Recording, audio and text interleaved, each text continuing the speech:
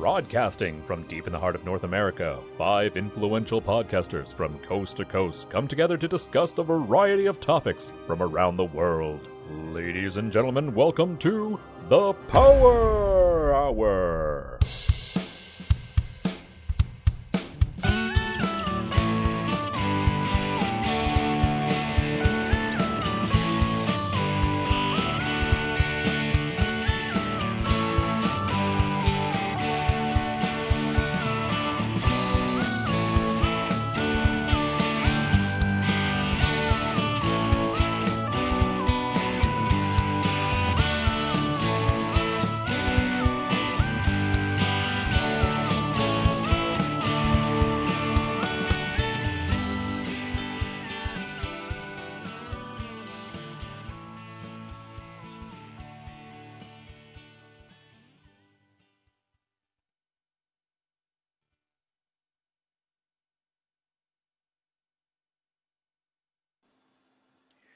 What is up, everybody? Welcome to another exciting episode of the Coast to Coast Power Hour presented by the SJ Network, and I am stumbling and flumbling because this is way too early for me to do a podcast.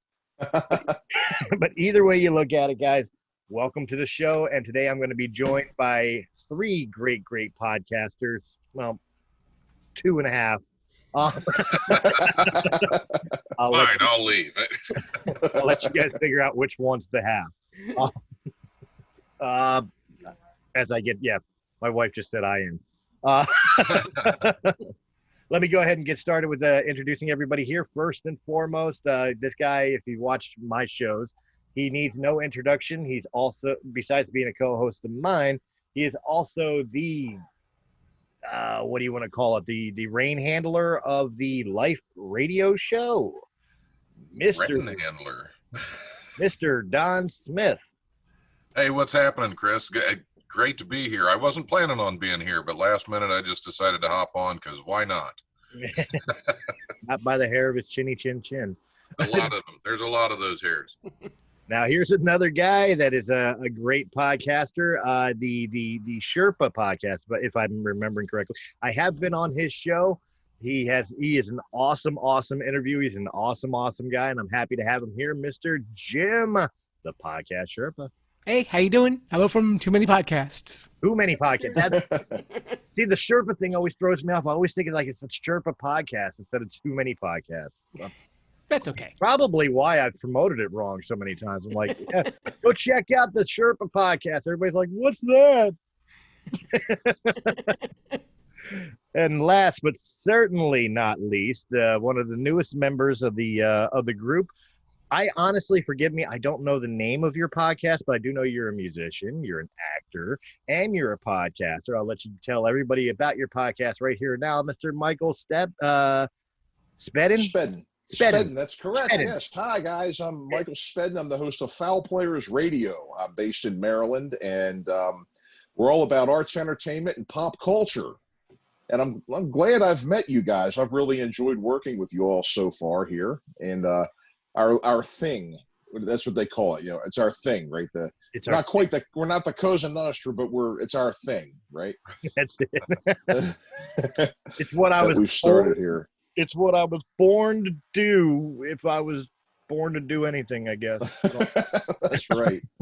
All right. So normally, as I was explaining off air, normally we plan these ahead, and of course, most people that follow the Coast to Coast Power Hour know that I'm missing my co-host, Mr. Michael Glenn Moore, and we wish him well. He's still dealing with the effects of the hurricane that ripped through the Texas, Louisiana area, and was unable to join us today, which put me in the hot seat when our publicist and all around God that controls everything here turned around and said, "Hey, Chris, I need a show this Sunday for Coast to Coast." And I'm like, okay, and what am I supposed to talk about?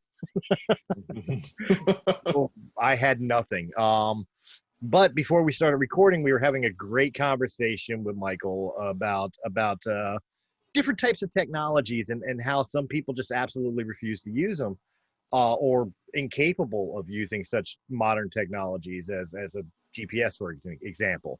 So I thought that might be a cool little starting point. But before we get there, I'm going to go around the table and let everybody get a chance to talk about their podcast and what they do on their podcast and what they have upcoming very soon for the podcast. So that way we get that out of the way before we jump into the meat and potatoes of the conversation. I'm going to start with Michael so I can get a break. Okay. Well, great. My podcast is, again, arts, entertainment, and pop culture. I kind of started out in the mid-Atlantic region, Maryland, D.C., where I've performed, most of my career. And I've kind of branched out into other areas now, again, getting some national acts, some national people here. I just recently this week had Jim, the podcast Sherpa, on my show, and I did his show to be released later. I've had Don Smith on as a guest. The weather didn't allow me to have Chris on this past week, but we do plan on getting together this coming week. That is rescheduled.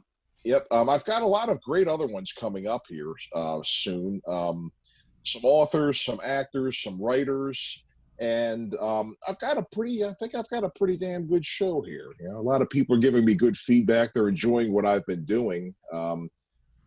Most of the acts that I've known, locally and regionally in the Maryland, D.C., Virginia area where I'm originally from, but people are I'm getting good feedback and good good vibes and everything from other people outside of these areas. So I'm very happy with that so far. I've been glad to network with everybody since we've been working with our fearless leader, Mr. Steve Joyner.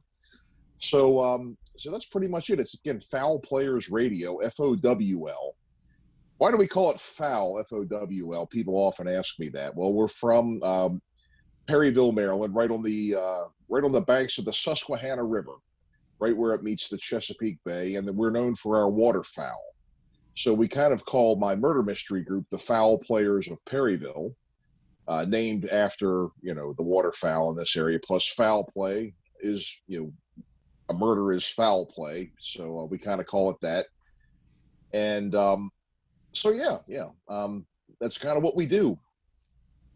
So to be clear, the foul is not the way you spell foul is not because you're a KFC enthusiast. No, I look like one, but I'm not. extra tasty, crispy. Got it. Yeah, between KFC and Royal Farms, I tell you that chicken's pretty addicting, isn't it? Well, let me ask you. Since I personally, I mean, the other two guys here have been here before on your show, but I as of yet have not. You are a solo host podcast. You don't do like a panel or anything, correct?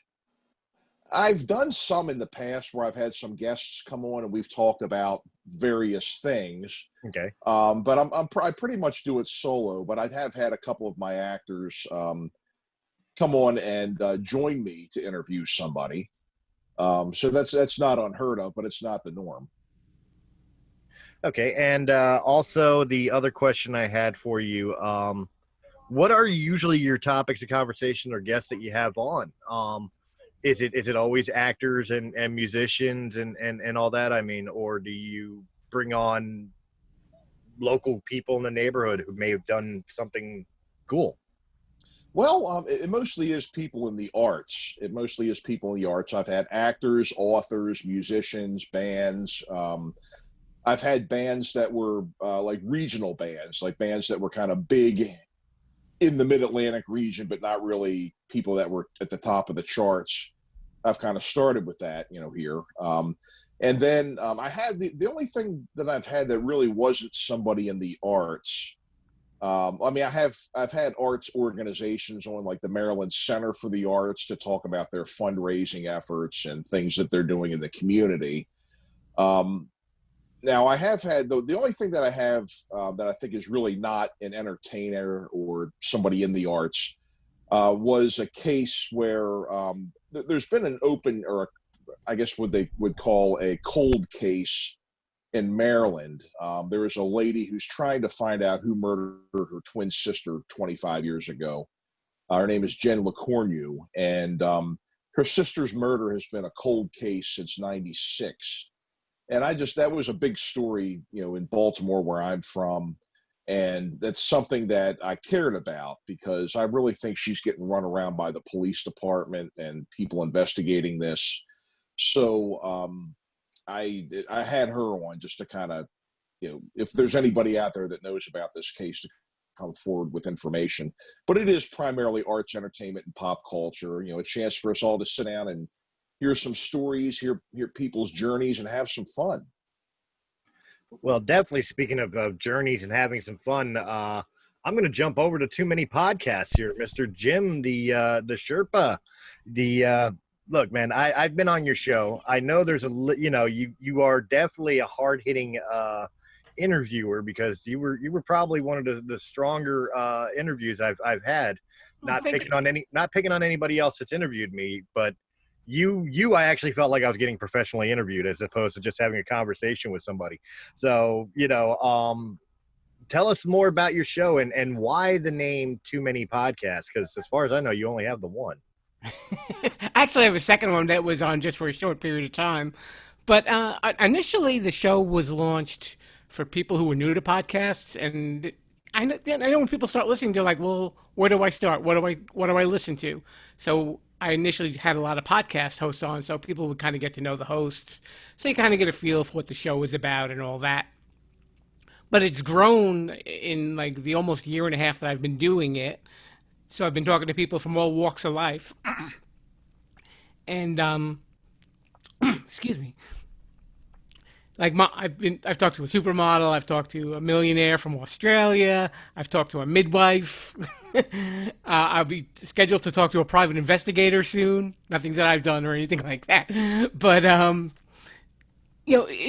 there was just too many podcasts. I didn't really know what to name it, and I just said, you know what? If you're going to sort through it, then it's Too Many Podcasts. That's why the show comes from beautiful downtown Mount Podcastia. Well, nice. That definitely means a lot, because like I always wondered that. Not always, because I thought it was the Sherpa show. But whenever I saw the name Too Many Podcasts, it's like, well, is it a network? Or is it just a show? And now that makes sense. So really the idea isn't so much that you do so many podcasts, but the Too Many Podcasts is how many guests of podcasters come to your show. Right. And there's just too many to listen to. So let's find some good ones for everybody. That's the problem with this community, is that there are too many podcasts. Absolutely. People might say that about my show. But it's funny you were mentioning I'm not going to lie. You were mentioning that you started expanding into really what a lot of people would not necessarily gravitate towards. And I get that, because like you said, you had a supermodel, you're having a private investigator, you're going to appear before a judge apparently, and stuff like that. But I mean, like, do you see yourself having an issue with having those particular types of guests? Like, I get where you're coming from. I've interviewed Steve Joyner's sixth grade teacher, and I've interviewed a girl who strips on OnlyFans, and I've interviewed a potential murderer, allegedly. So I mean, I get where you're coming from. Like, sometimes you get those obscure interviews, but when you get those obscure ones, do you find yourself having an issue getting listeners for that particular episode? Sometimes, not so much. I think people know that you never know what's going to show up at the Sherpa Chalet. So, I always feel that all people are welcome. I'm not confrontational. I don't think. I just everybody really has a fair chance to speak. So, regardless of what they do, I guess as long as they're not standing there with a chainsaw going, "I'm coming to your place," then we'll be okay. That's later for Halloween, when he's going to go and interview the cast of one of those haunted hayrides. Speaking of cast of haunted hayride, this gentleman here could probably get away with being the chainsaw guy who jumps into the trailer being dragged by the tractor here. This gentleman, really within the SJ Network community, needs no introduction. He is the host of the Life Radio. He is the owner of a comedy club. He is a stand-up comedian. He is an actor. He is my right-hand man on Breaking the Fourth Wall's weekly show. I'm going to let him go into more detail of everything he does, but this guy really kind of has become the toolbox of SJ Network, as opposed to me, who's just the tool. Mr. Don Smith, go ahead and tell us a little bit about Life Radio. Oh, what's happening, guys? The Life Radio Show. It's been almost 6 years. I've been doing that as a live weekly radio show, and almost 4 years as a podcast. And I'm exhausted. I got to tell you, I'm just worn out from it. But no, I've interviewed a little bit of everybody. I think all three of you guys have been on my show at one point. Yeah. And in fact, Chris Stolle, for some reason we missed you all these months. I've been working with Steve, and the episode I interviewed you on is actually dropped this morning, so it's out there. I haven't had a chance to advertise it because I woke up, had coffee, came here. But no, okay, cool. I am there then.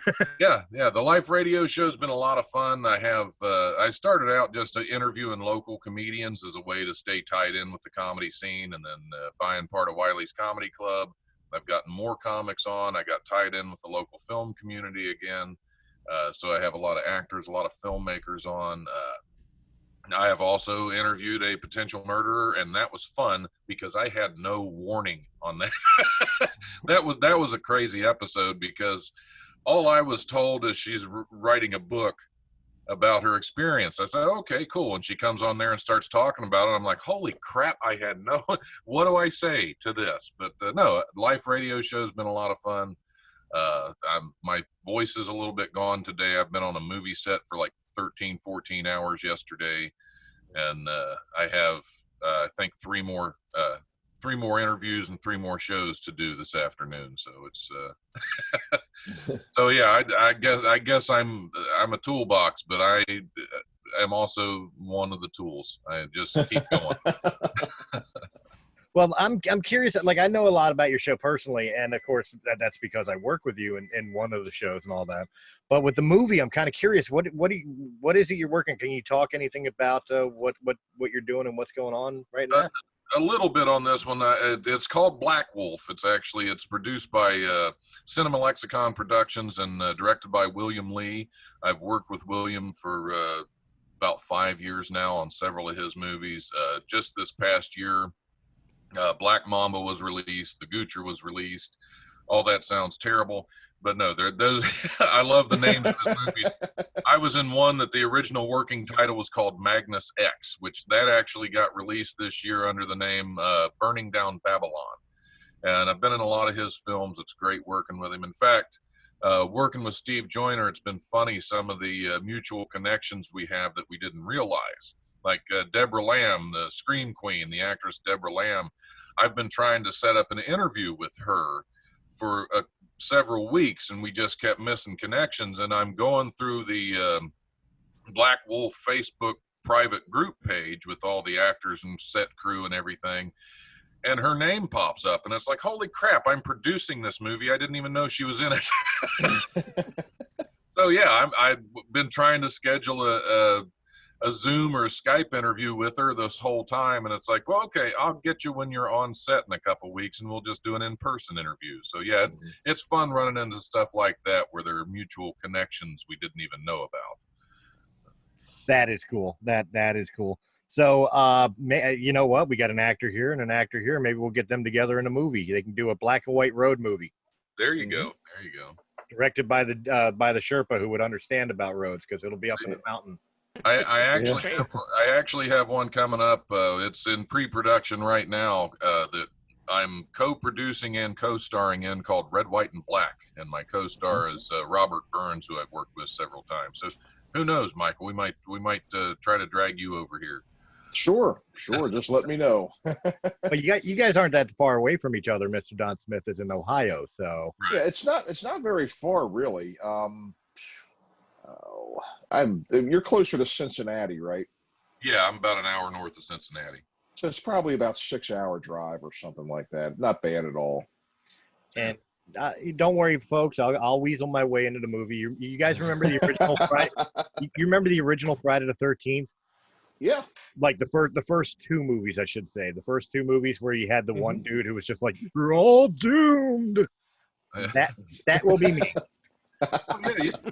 You never know how you end up accidentally in these things. I did a sketch comedy show called TBTV a while back where I played a character named Homeless Jerry with a friend of mine, and then another friend of mine worked with him, and all of a sudden I'm footage from me as homeless Jerry ends up in this guy's movie, and I didn't even know about it. And I'm watching it one day, and that footage was actually on the TV in the background where this other guy was watching it. So it was, you never know. This might end up in the movie somehow. Well, I am getting the remaining meeting time warning. So while I'm getting that Zoom, I didn't pay for it. I'll call it right on the air. I didn't pay for it. But I may have a workaround. As I'm working around it, guys, go ahead and talk amongst yourselves. Some sort of conversation. I know one of you guys can start a conversation here. Actually, we'll start here. We'll do it this way. Michael, why don't you go ahead and start us off with the technology conversation by telling us a little bit about what prompted us to even have the conversation, and that'll lead everybody in. Oh, we were just kind of talking about newfangled contraptions and things like that, and I was just telling the fellow that I play in my acoustic comedy act with. I think he's like 68, and none of this new technology has rubbed off on him at all. He's still the kind of guy that if you have a question about something, or instead of looking it up online, he's looking for a 1-800 number in the yellow pages for it. It's that kind of thing. He won't get a cell phone. He won't get a cell phone. He has a laptop with like dial-up internet. He's just very, very just almost not necessarily fighting it, but just not understanding how it is. if that sounds right. And one thing with me, I'm fairly decent at a lot of these things, but I mean, most of my recordings are done with my cell phone next to a mic. I mic a cell phone to do a lot of my stuff. And the first thing I did over Zoom was actually with Jim the other night, and I freaked out because I thought I lost the file. So I'm still getting the hang of these things here. And my wife and I, because our manager, the way things are, New York is shut down as far as going up there for auditions, and it's pretty close to the same way in Philly. Philly, we go there for a lot of auditions for commercials and industrials. And, with us having to film at home, do our auditions at home, we're going to need a nicer computer. We're going to have to learn more about video editing. We're going to have a computer that's capable of those things. We're going to have to upgrade our sound. I've got decent sound equipment for when I do my podcasts in person and stuff, but learning how to do all these things online is just crazy, and it's not crazy. It can be done, but it's just, taking a little time to do it. Right. So that's why I was kind of just talking to Chris about this at the beginning. We're way past the age of, call an 800 number and movie phone. Yeah, right. But unfortunately, we're not past the age of getting calls from 800 numbers, because I get that crap all the time, and I don't care about my extended warranty. Leave me alone. It's funny. God. It's funny you mentioned that, and I was thinking about that as a topic of conversation for honestly for Fourth Wall, because it seemed like it would be more fitting for Fourth Wall, but it would fit for this conversation too. Like, I made the joke about the OnlyFans girl that I interviewed on Fourth Wall, and people are paying to go look at porn pictures that you can pretty much Google for free. Not to be mean, but porn's free nowadays. But it reminded me, like, we're talking about the lack of technology. You guys remember the 900 numbers? It used to be late at night. No, what are those? I mean, I've heard of them. No, I have a friend who had one. Yeah, a friend of a friend. Wait, you had a friend who had one? Oh, I got a story about that. Oh boy. My brother lived next door to these people that were just, I hate to say this because they actually were very nice at heart, but I mean, if you look up trailer trash in the dictionary, all right, I mean, it was just that these guys are just complete, I mean, Cousin Eddie, they make Cousin Eddie look like the most sophisticated person you could imagine, okay? And, so they lived next door to my brother. And so the lady comes over to my brother one day. She goes, "Hey, Dave, if you hear any moaning or anything coming out of my house, don't worry. Don't call 911 or nothing because I'm doing the phone sex. And I was on there the other day, Dave. I swear to God, this priest called in. I said, hey, no, I ain't doing that. I ain't talking to no priest on here. You better hang up. It's like a reverse confessional right there.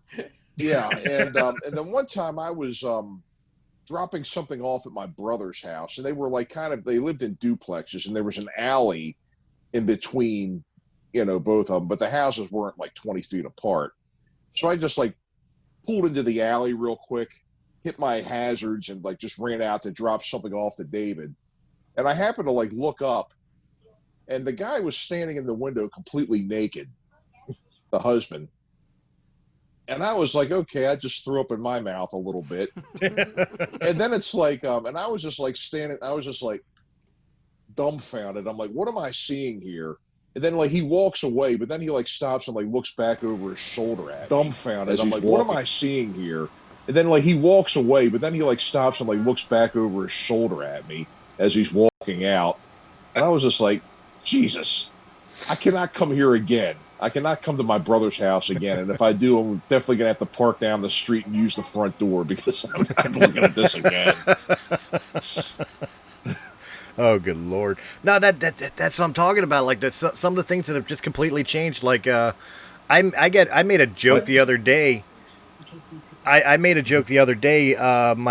My kids and my wife and I went into an Acme food market, which is just a supermarket around here in the area for people that don't know what Acme is. It's basically your Kroger or your King Supers or whatever the case may be. And where Wile E. Coyote buys stuff. And where Wile E. Coyote buys stuff. And it's one of the few places where you actually see a payphone still in the lobby. And my kids are like, "What's that?" You know what I mean? They didn't understand. That's a museum. That's a museum, yeah. You walk into this Acme, you feel like Indiana Jones discovering, the lost Ark of the Covenant because it's still a 50-cent working payphone. And they don't understand the days where you didn't walk around with a cell phone. Like, I have a hard time explaining to my kids a beeper. The concept of a beeper. Yeah, but when somebody needs to buy drugs, and they have to get a hold of you right away. I remember I felt so cool when I got the first side screen beeper that had the little belt holster. You know what I mean? I had one that gave you sports scores. Oh, really? Yeah. I guess that was for the gamblers. Well, you remember the people that would bet on sports all the time because it was constantly a feed of not just scores but also like the 76ers traded so and so to the Bullets and or whoever it's just all those things. Well, you remember we used to cheat the pager so that way we wouldn't have to use the payphone. We wouldn't have to pay the 50 cents. We'd have cheat codes like for example 143 is I love you. If you're sending to your girlfriend as a page, then she don't have to call back and spend the 50 cent, or whatever the case may be, and we were cheating the system. We are the reason why payphones disappeared. It wasn't cell phones. It was our cheapskate ass or using collect calls to call our mom. Remember that? Mm-hmm. You have a collect call from Mom. I need to pick up. Yeah, because you knew she wasn't going to accept the charges. That was a given. But kids don't have any idea about this nowadays. Like I was watching Superman last night. My wife and I were watching Smallville, and as we were watching it, I remembered like the big thing for Superman is he'd go run into a phone booth to get changed.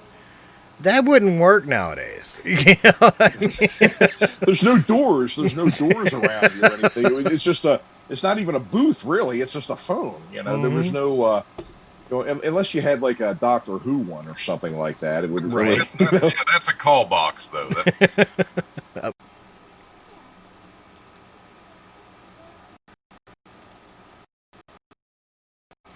Are you familiar with the penal codes in this state? I'm familiar with a lot of penal things, but that's not one of them. I'm glad I hit. I'm glad I hit record. Penal in every state. That's a reference from a movie they definitely couldn't make today. Kentucky Fried Movie. I'll tell you what, though, I'm so glad I hit record when we started doing that little skit.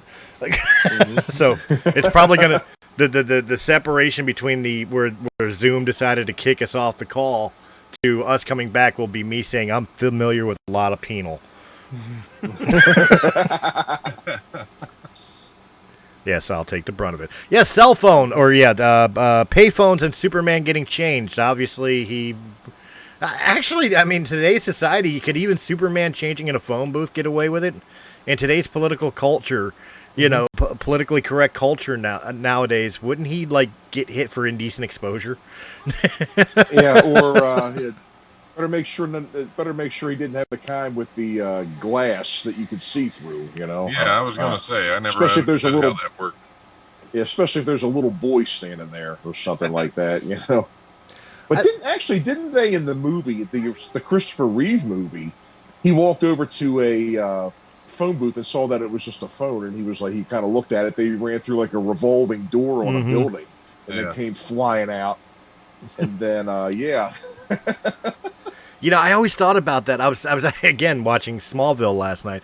I was thinking about it myself, and I mean, I guess we could hypothesize on this one here. I was watching Smallville, and I had this thought to myself, even throughout all the history of Superman, he would get changed in a phone booth, or he'd get changed in a revolving door, or he'd run into an alley and rip his shirt open, and then all of a sudden he'd be, in the costume and all that, and fly off, and you're just wondering, where the hell are his clothes? Yeah, I know. Where's he leave them? Right. And didn't anybody find them and say, ha? Yeah, right. How many times has his wallet been stolen? I know. Exactly, yeah. I'm serious. Even Spider-Man has answered the question of what Spider-Man does with his costume, or with his street clothes when he's gone into costume, because he would, web his clothes in a bag on the side of a building and go back for him when he was done being Spider-Man. But what does Superman do with his clothes? Yeah, true. And it's even Batman had a warning. He saw the signal go up again. I'm going to go change. I'm going to slide down the pole and go change, then hop in the Batmobile. There was never a lot of spontaneity with Batman. He was kind of on call quite a bit, and just had to look for that bat signal and then go into the cave and change and grab all his utility stuff and go. Superman was kind of on the spot. Boom. Superman, That's the super speed that he had. See, the rest of them, they didn't have that. They had to actually change. He could. Right, yeah, exactly. But yeah, even with the super speed, where did he go with it? I mean, did he run back to his apartment? He went in the phone booth, he changed to Superman, and then real quick he just, zipped over to his apartment and dropped it in his living room? Where did the suit and tie go? Where did Clark Kent's clothes go? Well, because he had a super suit on underneath that, so he just switched them. He was super quick. He switched them, so he had the suit and tie underneath the Superman suit. Yeah. See, those weren't really muscles bulging out. That was just his suit stuffed in everywhere. Not going to tell you where he stuffed his tie. You know what though? You're not wrong, because that's, again, I swear to God, I'm not on drugs. But I've had that thought, too. It's like when Superman's dressed as Clark Kent, I know he hides the bodysuit underneath his clothes, but that cape, how the hell do you hide that underneath a three-piece suit? Yeah, true. And be comfortable. Yeah. Especially when Clark wears white shirts. I don't know about you guys. I've worn white dress shirts, and unless you've got a white underwear shirt on underneath, you ain't hiding nothing in that shirt.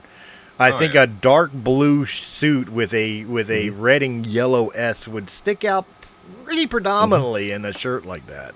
See, I think there needs to be a Superman spoof where all that stuff's showing through. It's going to take the spoof for us to understand what's actually going on with all this stuff in the background. Right, That's the things you don't see with Superman. I used to get spoken to enough in Catholic school when I wear my Iron Maiden shirts underneath my dress shirt and tie. They'd always see, we'd always see the Iron Maiden stuff underneath. To answer your question, Jim, real quick, 'cause he is sending it through, and I don't want to screw it up because I'm doing it through OBS. We're recording through OBS instead of through Zoom itself. So Okay. that's why you're not seeing a little record button. Got it. Yeah, I worried about the same thing. Yeah, but I was able to answer you on Facebook Messenger. I'm afraid of pulling up the chat for Zoom and screwing up the screenshots. Understood. I just didn't want you to think I was ignoring you. No, it's recording.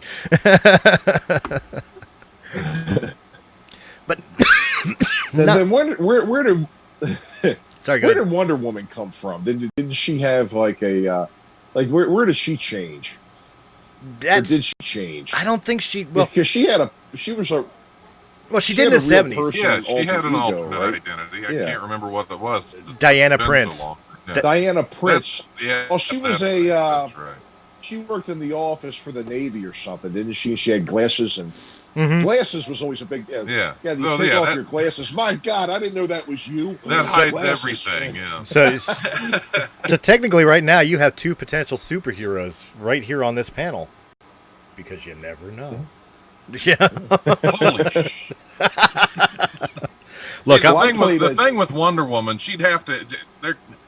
Her changing into her costume. I mean, that's going to take an hour. It's going to take an hour. You're going to be sitting there waiting. The crime's going on, and be like, "Where the hell is she? I called her over an hour ago." Yeah. No, the only time I think we ever addressed her alternate identity and her Wonder Woman persona and changing into the outfit that was ever addressed in film, I think was the 70s Wonder Woman TV show where Linda Carter would just spin around and a light would flash and all of a sudden she's Wonder Woman. She spun around. That's right. That's right. Which again begs the question, where the hell did the clothes go? Yeah, right. Look, the only realistic superhero we've ever had on TV, let's be fair, was the Greatest American Hero. Love it. I have a DVD collection of all those. I love those. Well, that brings up a great question. I'm going to start with Jim. Let's pick on the Greatest American Hero real quick. With all in this world where we constantly are rebooting things or reimagining things, and especially with how hot comic book properties are and comic book superheroes, could you see a reboot, a reimagining, whether film or small screen, of the Greatest American Hero? Sure, why not? Yeah, they bring back everything. There's always some sort of a twist. I mean, they're redoing the Fresh Prince of Bel-Air as a drama, so why couldn't they do Greatest American Hero as a movie or a new TV show? You don't know how badly that pisses me off that they're doing Fresh Prince as a drama. It really does. Considering I never cared for the TV show, it doesn't matter to me one way or another. Well, look. I'll be fair. Like I'm being down on it because of the fact, like, Uncle Phil's gone. But okay, we're gonna be moving on. I guess where Will now owns the mansion and all that. But if you do not have Carlton do the Carlton fucking shuffle on that show, I'm done.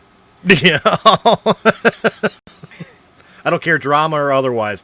You can Law and Order Fresh Prince of Bel-Air all you want. I need Carlton doing the Carlton Shuffle at least one episode, or I'm not buying it. But Greatest American Hero, where would you put it? Would you put it as a film? Do you think it would even be a film, or do you think you would have to go back to the small screen?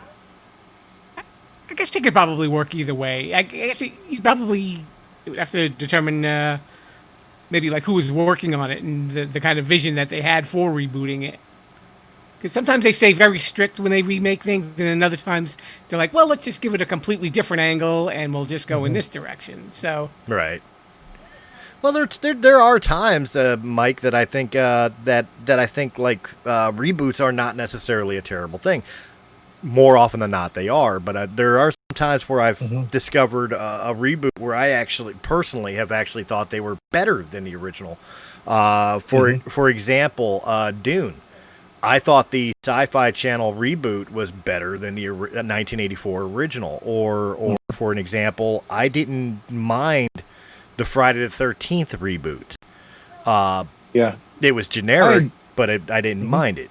Or the one I mostly point to, because it became a lot closer to the source material, the Judge Dredd reboot. And I know that's a sore subject for some fans. It's like, no, you need the Stallone one. That's the best one. But the Carl Urban Dread, I actually thought was a lot better of a film.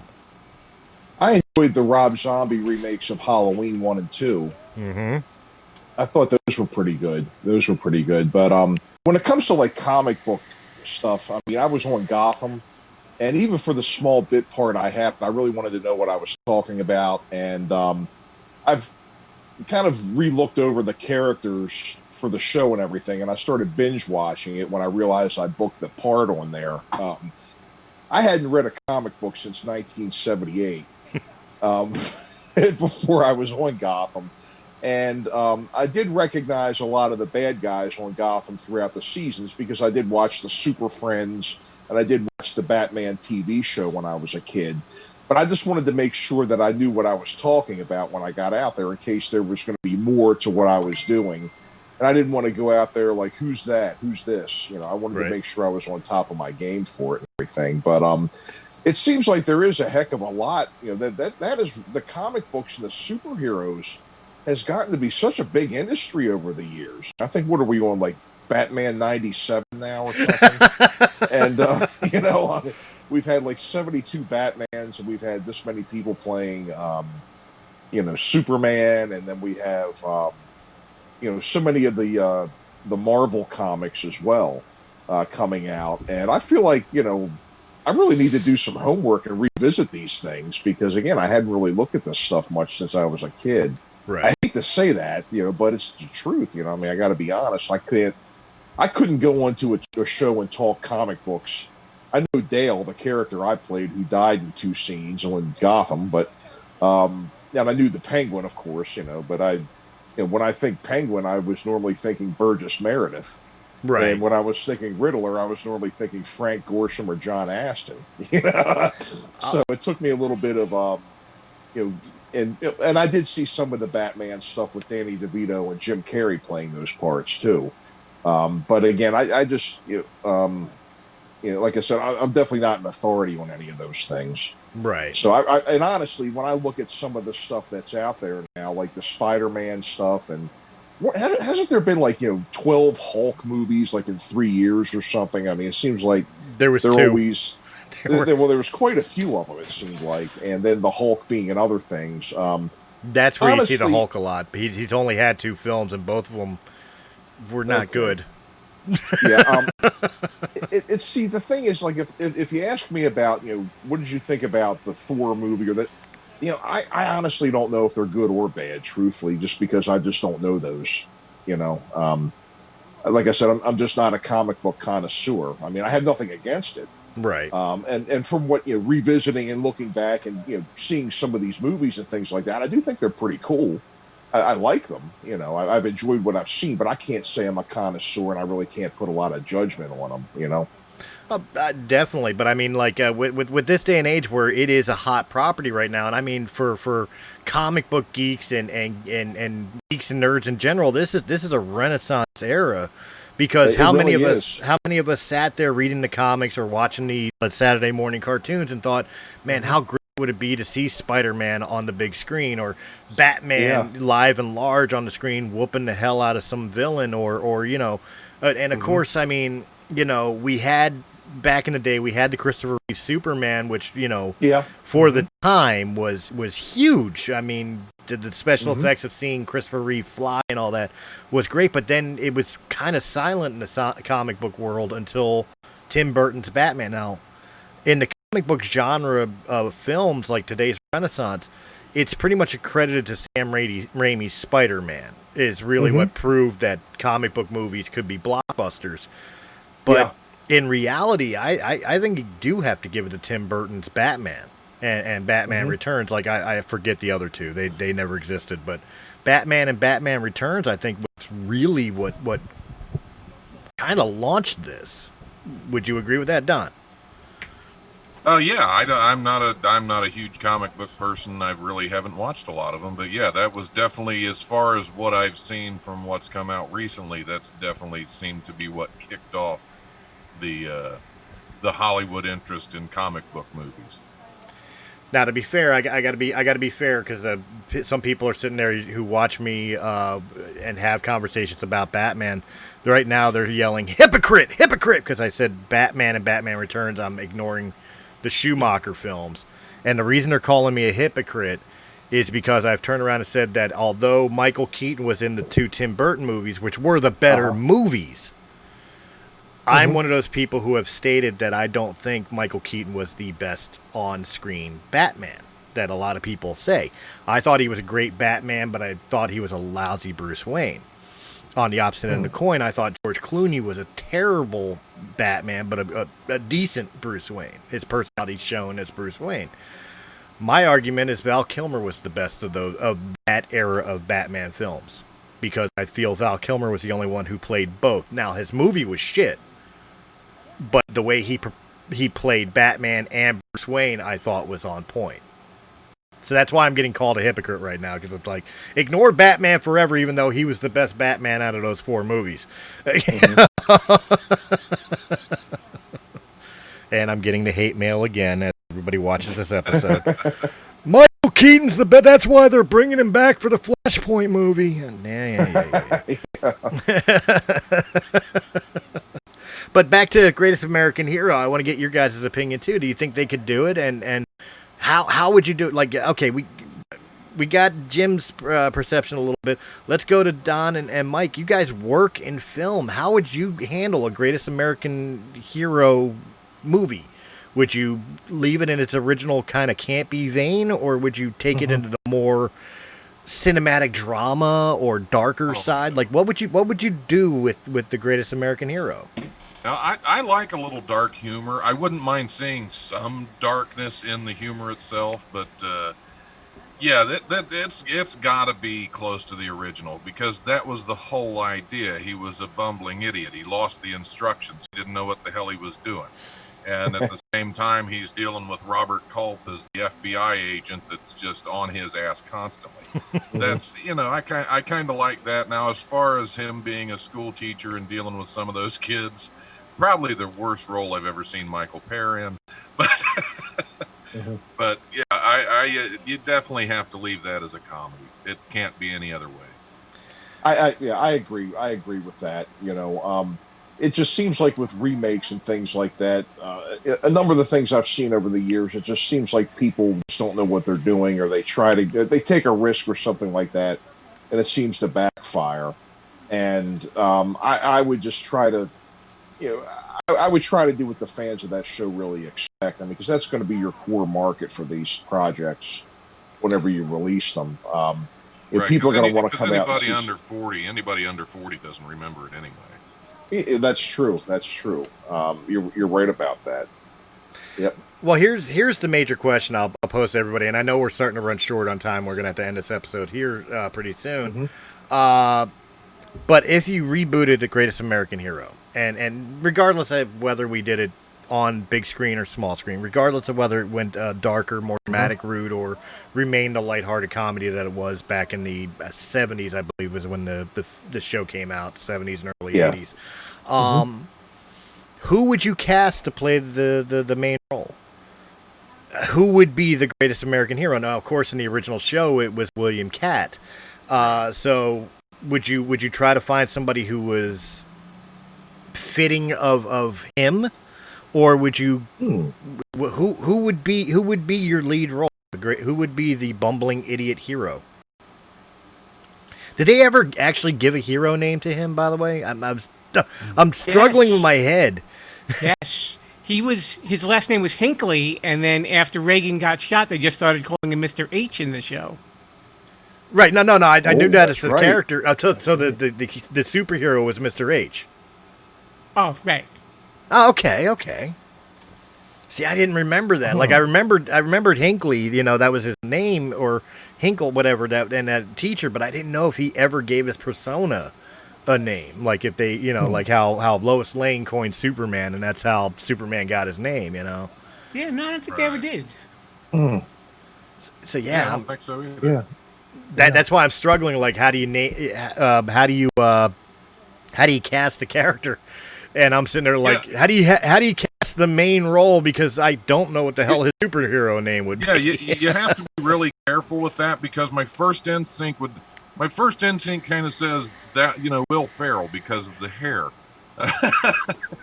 Because he had that little the white guy fro. But the only thing is he wasn't a ridiculous character.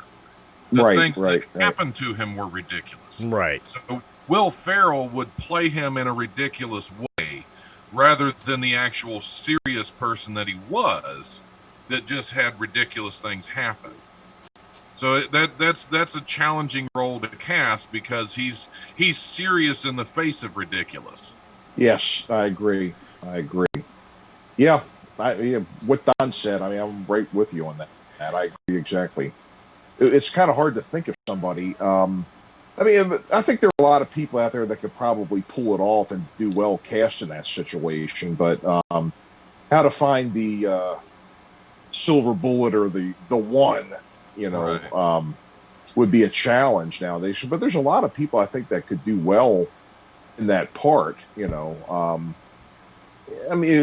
guy that I kind of think of that I've worked with in the past was Corey Michael Smith. Wouldn't be bad because he seems like he's kind of like a straight, no nonsense kind of guy, but then he could be kind of funny thrown into a ridiculous situation. Just from what I got to know of him, I only worked with him in Gotham for 2 days, and I don't even know him personally. But from what I've seen of him, I think he wouldn't be bad in that situation. That's just one I'm throwing out there to think of. See, I've been thinking of this for a while, and the one name that always came to my mind, and of course it wouldn't work today, but say 10, 15 years ago, I think he would have been great for it because he has, even though he is a ridiculous comic and very physical comic, at the same time he has proven that he could do more serious, down to earth roles. I think Jim Carrey would have been perfect in that role. Yeah. Mm-hmm. Yeah, I can see that. I could see Jim Carrey doing that because Jim has proven he can do the serious straight arrow role, but his physicalities would work with William Catt not being able to land from flying. Going back to Will Ferrell, I mean, if you what was the movie he was in with the Stranger Than Fiction? Okay. That was one where he actually did play a fairly serious character with ridiculous things happening. So that could be a possibility because I think that's one of his better movies because he wasn't such an over-the-top ridiculous person. Mm-hmm. He was a normal person that had a lot of weird things going on. Right. So I don't know. But I think his bread and butter is the ridiculous, and he would have a hard time not playing it ridiculous, I think. Right. So. Thinking about it, if this movie was done 15 years ago, 20 years ago, and they actually did the movie, I think my ultimate cast would have been Jim Carrey as the Greatest American Hero and Robin Williams as the FBI agent.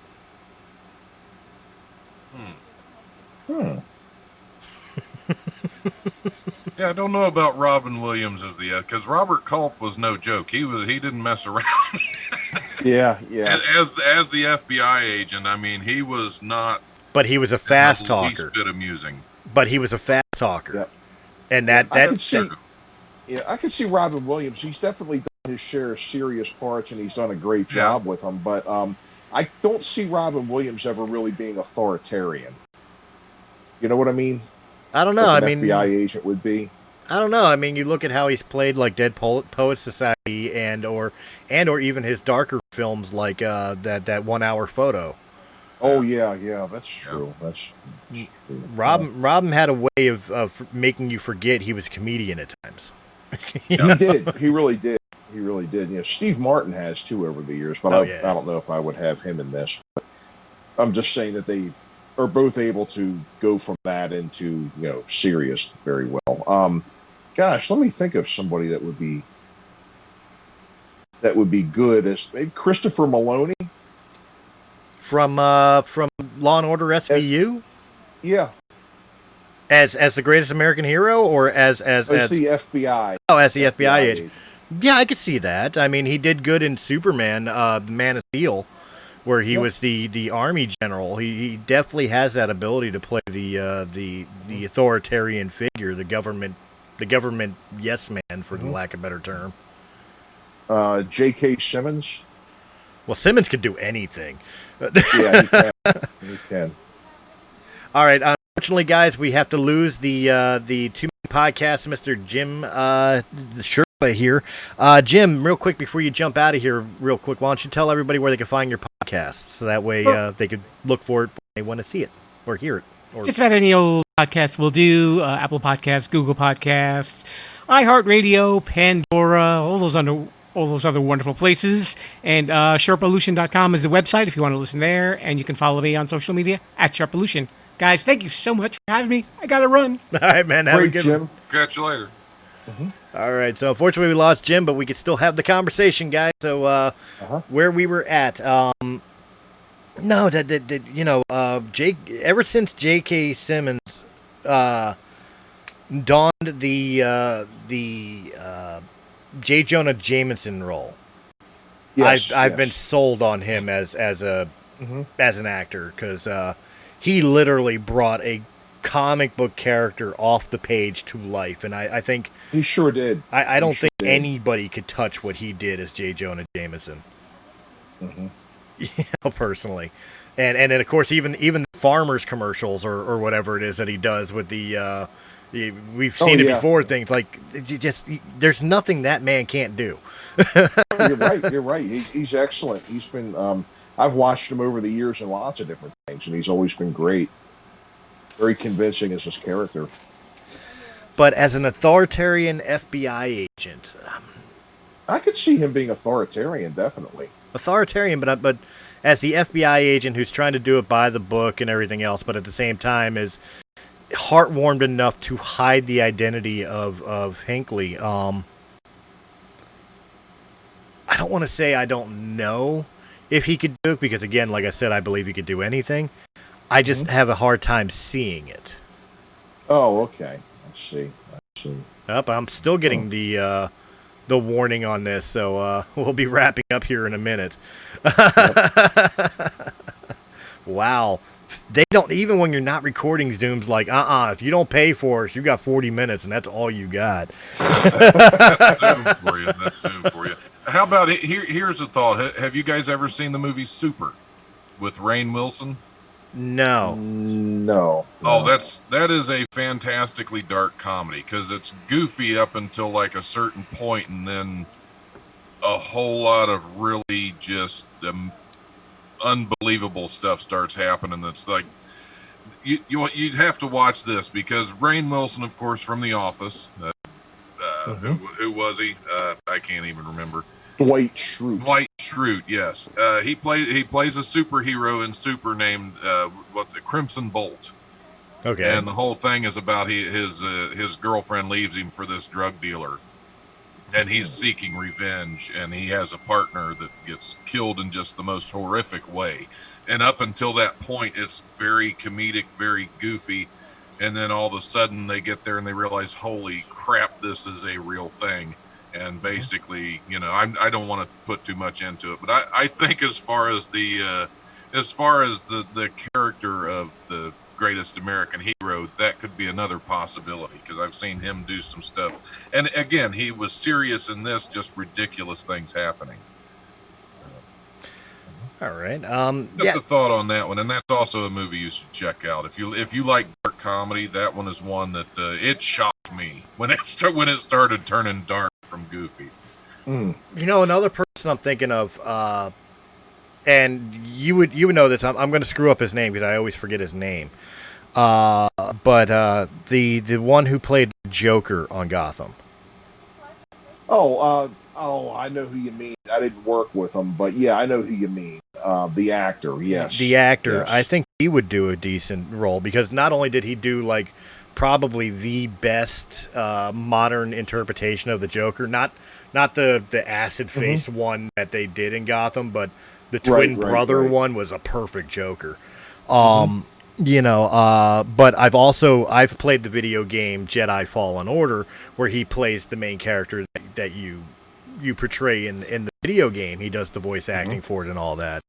and the character was modeled after him and all that. And I think the versatility between what he's done as the Joker on the Gotham role mixed with what I've seen him do with the voice acting of Jedi Fallen Order, I could see him pulling that role. Yeah, maybe so. Maybe so. I agree.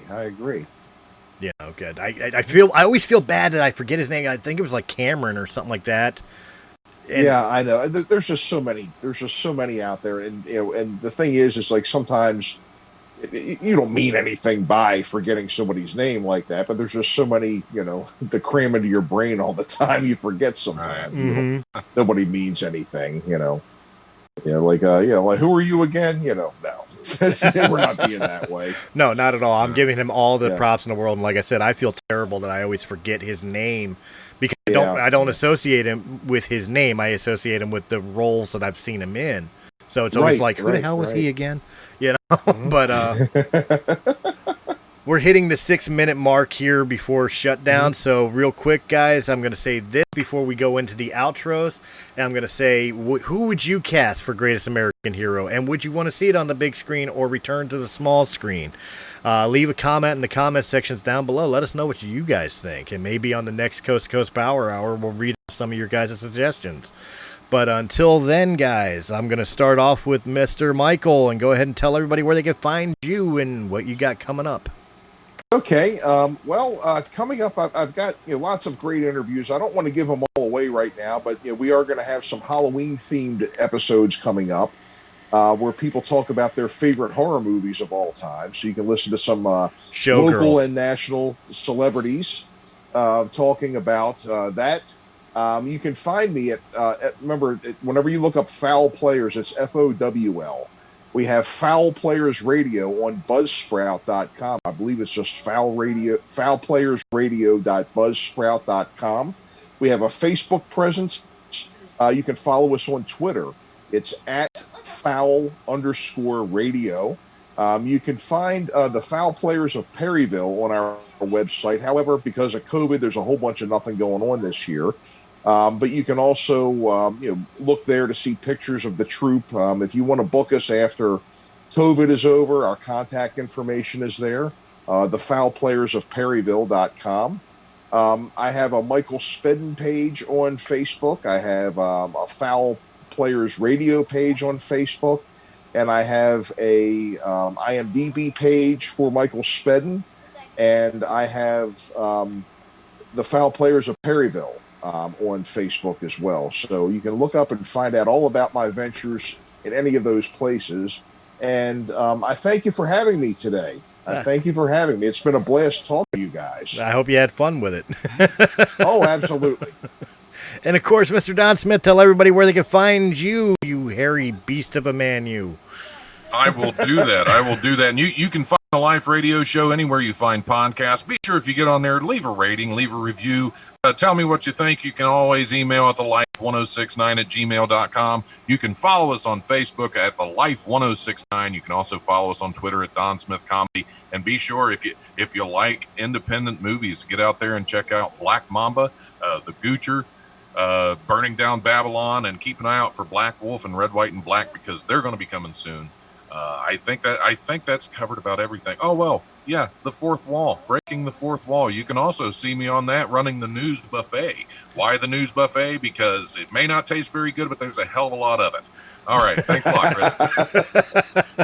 You know what? We've been talking about ideas for the Breaking the Fourth Wall Patreon, the Realm of the Mist Patreon. Maybe we should do like a Mystery Science Theater 3000 / running commentary review of some of Don Smith's films.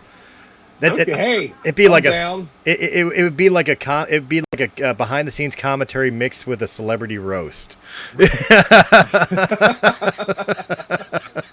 I'll invite the director on. You can tackle him too. There you go.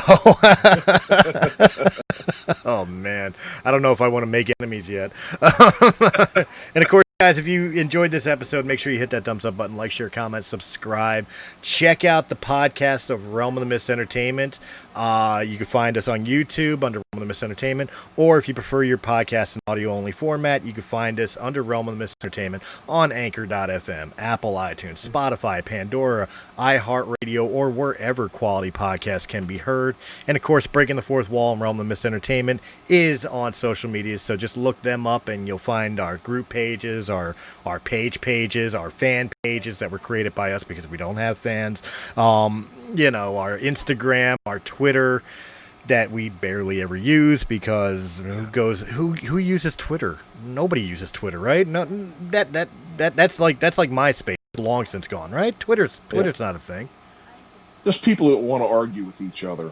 Yeah, there's a lot of that. Well, that's a lot of that on Facebook, too. Yeah, there is, unfortunately. Yeah. And coming soon, Don Smith's OnlyFans page. Absolutely. What do you mean coming soon? It's out there. All right, guys, until then, this has been the Coast to Coast Power Hour. I have been your host, and hopefully the next episode we will have Michael Glenn Moore back, and we'll have more fun. But until then, keep on keeping on, guys. Have a good night. Hey guys, it's Chris from Realm of the Mist Entertainment. If you enjoyed this video, please hit that thumbs up button. Like, share, comment, subscribe. Check out all the other great podcasts that can be found on Realm of the Mist Entertainment's YouTube channel or our sister channel, Sounds Dicey Gaming, for all your tabletop needs. And if you prefer your podcast in audio-only format, check out Realm of the Mist Entertainment on Anchor.fm, Apple iTunes, Spotify, Pandora, or wherever quality podcasts can be heard. To our Patreon supporters, we thank you very, very much. And if you're interested in being a Patreon supporter, please go over to patreon.com/Realm of the Mist. And just $1 a month gives you exclusive content and helps our channel out greatly. Guys, again, thank you very much for joining us, and we will see you on the next episode.